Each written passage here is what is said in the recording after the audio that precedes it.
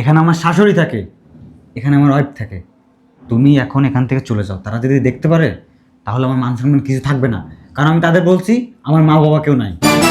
তোমার এই প্যান প্যানালি বন্ধ করো, তার রাস্তে আমার আর ভালো লাগতেছে না। তোমার বলছি না এখান থেকে চলে যাইতে, এখান থেকে যাও।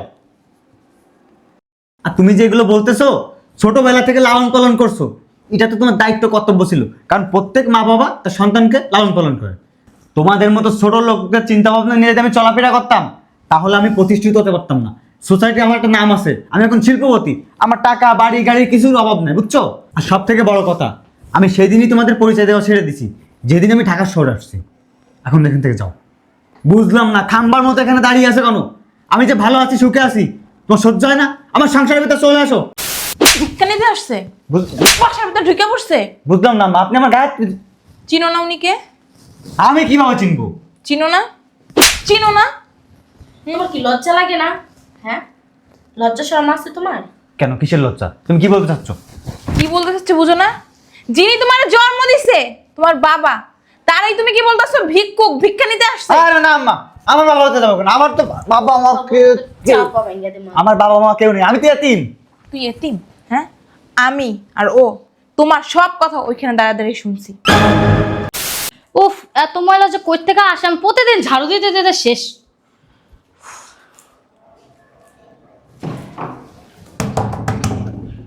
কে আসলো আবার? কে?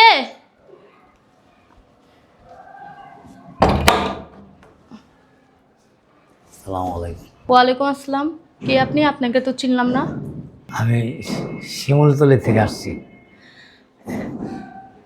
এটা আমার ছেলের বাসা না, আমার ছেলের কাছে আসছি। ছেলের বাসা মানে? কে আপনার ছেলে? আমার ছেলের নাম সজীব। কে? সজীব স্যার আপনার ছেলে হয়? সজীব স্যার তো বলছে যে ওনার কোনো মা বাবা নেই, উনি এতিম। আপনি আমার ছেলেকে ডাক দিলে না বুঝতে পারবেন, একটু ডাকেন না। ও আচ্ছা, ঠিক আছে, আপনি ভিতরে আসেন। আসেন।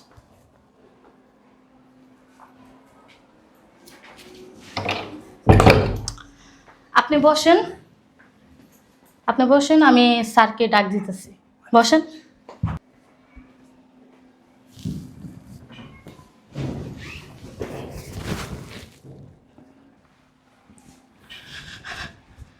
স্যার আপনি এখানে?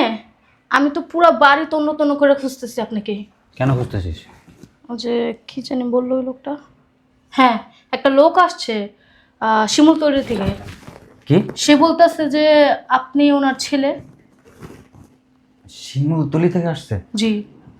আচ্ছা, লোকটা কেমন দেখতে? লম্বা চওড়া আর লাল দাড়ি।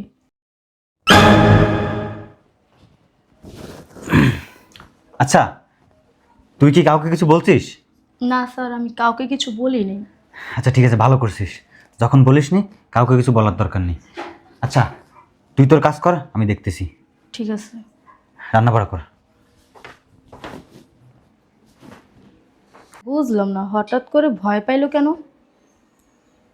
ধুর বা, বড় লোকের ব্যাপার স্যাপার তারাই বুঝে, আমি আমার নিজের কাজ করি। বাবা তুমি? হ্যাঁ আমি।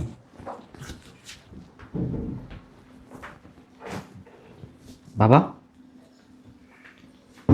কি দেখতেছো? কেমন শুকায় গেছিস, কিরকম নাজুস নজুস আসছিলি, ইংরেজ বেলা হাম দেখা গেছে তবে। আর ওখানে কি মন দেখা যেতেছে, খাস না ঠিক মতো, নামা খাওয়া ঠিক মতো না হইলেই না শরীর স্বাস্থ্য এরকম হয়ে যায়। তুই কি কোনো চিন্তা করো বাবা? তুমি এখানে কেন আসছো? এখানে আসতে বাধ্য হয়েছি। তুই তো কোনো খোঁজ খবর নেস না। আগে মাঝে মধ্যে একটু ফোন দিতি, এখন অনেক দিন হয়ে গেছে ফোন টোনও দেস না, কোনো খোঁজ খবর নেস না। তোর মায়ের অবস্থাটা খুব খারাপ, দিন দিন খালি অবনতির দিকে যেতেছে, প্রায় মৃত্যুর মুখে ঢুলে পড়ছে। কোনো দিক দিশা বিশা না পায় না, তারপর ঢাকা চলে আসি তোর খোঁজে। আচ্ছা, তুমি যে ঢাকা আসছো এখানে, তোমার ঠিকানা দিছে কে? ওই যে তুই যে ম্যাচে থাকতি না, তোর একটা বন্ধু আছে না, কি বামরুল না কি কামরুল কি জানি নাম, ওই ওনার লগে দেখা হয়েছে। কাকা আমি আপনি এখানে ঘুরতেছেন কেন? পরে কইলাম যে আমি তো সজীবের কাছে আইছিলাম, তোমরা যে ম্যাচে থাকতো ওই ম্যাচেও তোমরা নাই। এখন সজীবরে আমি কই পাবো, ওর মায়ের অবস্থা ভালো না। পরেও আমার ঠিকানা দিছে, পরে এই ঠিকানা মতো জিগাইতে আইছি। বাবারে আমার শরীরটা না তেমন একটা ভালো না, আমার ডায়াবেটিস বেড়ে গেছে, শ্বাসকষ্ট হয়, রীতিমতো খাওয়া দাওয়া করতে পারি না। আর খামো কি, টাকা পয়সাই তো নাই, একবেলা খাই তো দুবেলা না খাই থাকি। হ্যাঁ, তুই বাড়ি যাবি আমার লগে তোর মারে দেখতে? দেখতে আসতো ভালো কথা, এখন দেখাতে হয়েছে তাই না? এখন চলে যাও। কই যাবো বাপ, এতদিন পড়াইছি, তোর একটু মনটা বইরা দেখুন, তারপর তোরে নিয়ে দেশে যাবো। তুই তোর মারে দেখবি, তোর মার চিকিৎসার একটা ব্যবস্থা করবি, তা নাহলে তোর মাটা মারা যাবো বাবা। দেখো আব্বা, এটা আমার বাড়ি, আয়। এখানে আমার শাশুড়ি থাকে, এখানে আমার ওয়াইফ থাকে। তুমি এখন এখান থেকে চলে যাও। তারা যদি দেখতে পারে তাহলে আমার মান সম্মান কিছু থাকবে না, কারণ আমি তাদের বলছি আমার মা বাবা কেউ নাই।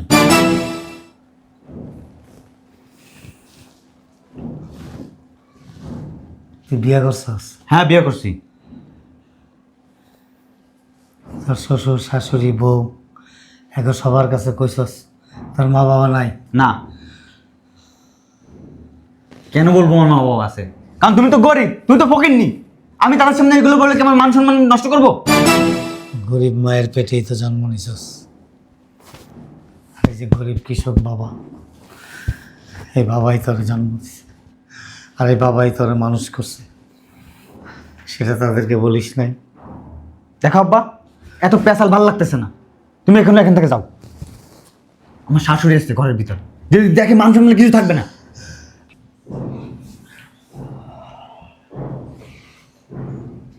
বাবারে অনেক দুঃখ কষ্ট করে মাথার ঘাম পায়ে ঝরায়, রাতের রাত কই নেই, দিনের দিন কই নেই, হাড় ভাঙা পরিশ্রম করছি, ভ্যান চালাইছি, সবজি বিক্রি করছি, মানুষের ক্ষেত খামারে কাজ করছি, এমনকি মানুষের ধানের বোঝা পর্যন্ত মাথায় করে করে ক্ষেতের থেকে তার বাড়ি পর্যন্ত পৌঁছাইছি, শুধু একমাত্র তোরে মানুষ করার জন্য। আর তোরে মানুষ করছি আর কি ভাবছি জানোস? একটা সময় আমি আর তোর মা একটু সুখের মুখ দেখবো, তুই অনেক বড় হবি, প্রতিষ্ঠিত হবি, দুবেলা দুমুঠো বসে বসে খাবো, আরামে শান্তির নিঃশ্বাস নেব। এ আব্বা, তোমার এই প্যান প্যানালি বন্ধ করো তো আল্লাহর রাস্তে, আমার আর ভালো লাগতেছে না। তোমার বলছি না এখান থেকে চলে যাইতে, এখান থেকে যাও। আর তুমি যে এগুলো বলতেছো, ছোটবেলা থেকে লালন পালন করছো, এটা তো তোমার দায়িত্ব কর্তব্য ছিল, কারণ প্রত্যেক মা বাবা তার সন্তানকে লালন পালন করে। তোমাদের মতো ছোট লোকদের চিন্তা ভাবনা নিয়ে যদি আমি চলাফেরা করতাম, তাহলে আমি প্রতিষ্ঠিত হতে পারতাম না। সোসাইটি আমার একটা নাম আছে, আমি এখন শিল্পপতি, আমার টাকা বাড়ি গাড়ির কিছুর অভাব নেই, বুঝছো?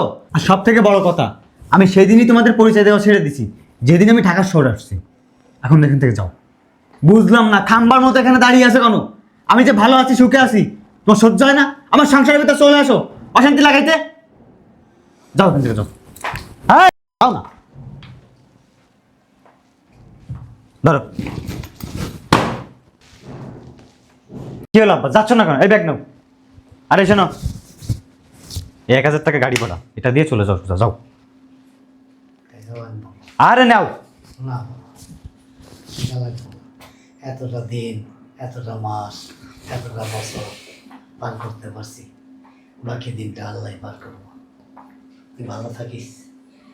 যাও, আমার ভালো থাকে না তোমার চিন্তা করতে হবে না, আমি ভালোই আছি। এই দাঁড়ান আপনি। যেমন ওয়ালাইকুম আসসালাম। কে উনি? আম্মা, উনিকে চিনি না তো, মনে হয় পাগল ছাগল ভিক্ষা নিতে আসছে, বাসার ভিতরে ঢুকে পড়ছে। ভিক্ষা নিতে আসছে? বাসার ভিতরে ঢুকে পড়ছে? বুঝলাম না আম্মা, আপনি আমার গায়ে চিনো না উনিকে? আমি কিভাবে চিনবো? চিনো না? চিনো না? তোমার কি লজ্জা লাগে না? হ্যাঁ, লজ্জা শরম আছে তোমার? কেন, কিসের লজ্জা? তুমি কি বলতে চাচ্ছ? কি বলতে চাচ্ছে বুঝো না? যিনি তোমার জন্ম দিছে, তোমার বাবা, তারই তুমি কি বলতেছো ভিক্ষুক, ভিক্ষা নিতে আসছে? আরে না আম্মা, আমার বাবা হতে যাবো কেন? আমার তো বাবা মা চাপা ভেঙে দে মা। আমার বাবা মা কেউ নেই, আমি তো এতিম। তুই এতিম? হ্যাঁ, আমি আর ও তোমার সব কথা ওইখানে দাঁড়িয়ে দাঁড়িয়ে শুনছি। কি বলছো না বলছো ওনার কথা, আর আমাদের কাজের মেয়েটা আছে না, ও আমারে বলছে। কাজের মেয়ের বাচ্চা। মেয়েটা উচিত কথা বলছে দেখে না। আম্মু সরো তো। আমি ভাবছিলাম যে তুই মনে হয় একজন ভদ্রলোক, বুঝছস, কিন্তু তুই না। তুই এলো যে ভদ্রলোকের পোশাক পরে আসছস। তুই তোর মা বাপরে পরিচয় পর্যন্ত দেস না। তোর সাথে আমি সংসার করবো না, বেরা। আর কেন পরিচয় দেবো? পরিচয় দিলে কি হইতো জামাই? গরিব ফকিরনি। গরিব আছে কি? গরিবরা কি মানুষ না? আমি কি মাইনে নিতাম না তোমার? তুমি যদি বলতা তোমার বাবা গ্রামে থাকে, তোমরা গরিব, মাইনে নিতাম না আমি? তোর আমি কতদিন জিজ্ঞাসা করছি, হ্যাঁ? তোর আমি জিজ্ঞাসা করি নাই যে তুমি সত্যি কথা বলো, তোমার বাপ মা যদি গ্রামে থাকে তাহলে চলো আমরা নিয়ে আসি? তোর বলি নাই? বলছি? বলছো তাহলে তুই বললি না কেন? বললি না কেন? আর ওরা কেন গ্রামে বসে কষ্ট করে না খায়া থাকে? হ্যাঁ, তোর মা গ্রামে বসে বিনা চিকিৎসায় মরতাছে, আর তুই এখানে বসে ফুটাঙ্গিরি দেখাস। হ্যাঁ, তোর জামাই থেকে ফুটাঙ্গিরি দেখাস তুই। ওঠ, তোর মতো কাপুরুষের সাথে আমি সংসার করবো না। যা, যে মা বাপরা অস্বীকার করতে পারে সে তো 2 দিন পরে আমারও অস্বীকার করবো, আর একটা ছেলেরও অস্বীকার করবো। তোমার না জামাই অনেক ভালো মনে করছিলাম, নিজের ছেলের মতো দেখছিলাম, এটা তুমি কি করলা? নিজের বাবারে কেউ অস্বীকার করে? কাজের লোক ছোট লোক বলে? হ্যাঁ, উনি তোমার জন্ম দিয়ে কি ভুল করছে? আম্মা। ছোট থেকে বড় করছে, লেখাপড়া শিখাইছে, এত দূর পর্যন্ত আনছে, তারই তুমি অস্বীকার করতেছো? এগুলো ঠিক না, বুঝছো? আম্মা। আমা, দোষটা ওর না, বুঝছো? দোষটা হইলো আমাদের ফ্যামিলির। কারণ আমাদের ফ্যামিলির টাকা পয়সা দেখছে না, ঘর জামাই থাকে না, এই ঘর জামাই রাখতে রাখতে ওর অভ্যাস খারাপ বানায় লাইছি। বেরা দেখো আমার বাসা থেকে বের হ তুই। আমার কথাটা শোনো, আমি না ভুল করছি, আমি আসলে ভয়ে তোমাদের কিছু বলিনি। তুই যদি এটা ভুল না, এটাকে ভুল বলে না, এটাকে অন্যায় বলে। তুই অপরাধ করছস, বেরা। তুমি আমাকে ক্ষমা করে দাও আম্মা। ক্ষমা আমার কাছে না, ক্ষমা চাইতে হলে না তোমার বাবার কাছে চাও, তোমার বাবার পা ধরে মাপ চাও। আব্বা, তুমি আমার ক্ষমা করে দাও। মাফ করে দিন। যাও, ক্ষমা চাই। আব্বা, তুমি আমাকে ক্ষমা করে দাও। আমি আসলে ধন সম্পদ টাকা পয়সার লোভে পড়ে আমি সব কিছু ভুলে গেছি। তুমি যদি আমাকে ক্ষমা না করো, আল্লাহ আমাকে ক্ষমা করবে না। বেয়াই, ওরে মাফ করে দেন। আসলে দোষ ওর দিব না, দোষ আমাদেরই। কেননা খোঁজ খবর না নিয়ে আমার মেয়ের সাথে ওর বিয়ে দেওয়া ঠিক হয় না। আমি যদি একটু খোঁজ খবর নিতাম তাহলে আসলে সত্যিটা জানতে পারতাম, আপনাদের এত কষ্ট করতে হইতো না। আমার কোনো অভিযোগ নাই, আমার ছেলে ভালো আছে, সুখে আছে, এত সুন্দর বাড়িতে থাকে। একটা বাবার জন্য আর কি আশা? জামাই আমি চাইও ভালো থাক সবসময়। আপু, আপনি এখানে বস। না, চলো আমরা সবাই মিলে তোমার আম্মারে নিয়ে এসে ঢাকা নিয়ে এসে চিকিৎসা করি, উনি অনেক অসুস্থ। হ্যাঁ আম্মা, তাই চলেন। আব্বা চলো। চলেন। সত্যি সত্যি যাবেন? হ্যাঁ হ্যাঁ অবশ্যই, কেন কেন না, তাই না কিন্তু জামাই? আমার এখানে গিয়ে বসবেন কোথায়? আমার তো ভাঙা ঘর। আজ সমস্যা নাই, আপনি যেখানে বসেন ওইখানেই আমরা বসবো। চলেন, আই চলো, খাওয়া দাও, চল। চলেন।